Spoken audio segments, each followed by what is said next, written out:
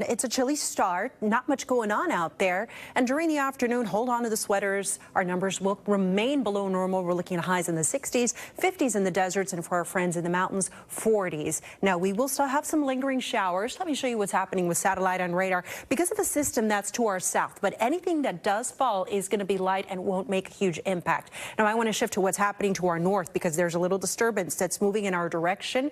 This is going to bring us a chance for some snow in the mountains and also some strong winds. So I'll take you through the day and notice how those light showers will mostly be in the morning for southern Orange County, even in the Inland Empire, and then we're headed for sunshine. Now watch what happens in the next 24 hours. Chance for some snow through the Grapevine, and then tomorrow afternoon a chance for some light snow showers through the mountains. But past that, everyone else is going to stay dry. The winds are going to be the bigger story. So we have wind alerts that go into effect this evening. They last all the way through tomorrow evening from the coast through the valleys into the mountains and even through the deserts. The gusts could reach speeds up to 60 miles per hour. The concern here, not so much the fire danger. We have very saturated soils, but because of that, with the winds, we could see some downed trees. So here we are looking at the winds through the afternoon. They're breezy at the coast, through the I-5 corridor, and also in the deserts. Watch what happens in the next 24 hours. This map becomes colorful, and tomorrow these winds are going to reach speeds that could reach up to 40, 50 miles per hour in places that don't usually see those winds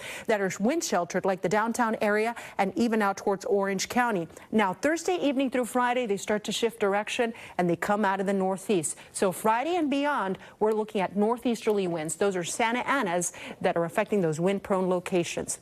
Here's how it looks in the next 7 days. You can put away the umbrella. For the most part, we are headed into a warmer and drier trend.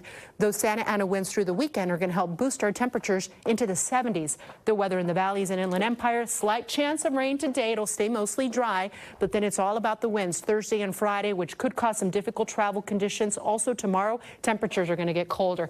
High desert, we're going from breezy to windy, and notice how those cool temperatures continue through the weekend. And finally in the mountains, slight chance for snow tomorrow. Then after that point, hold on because the winds will be fierce.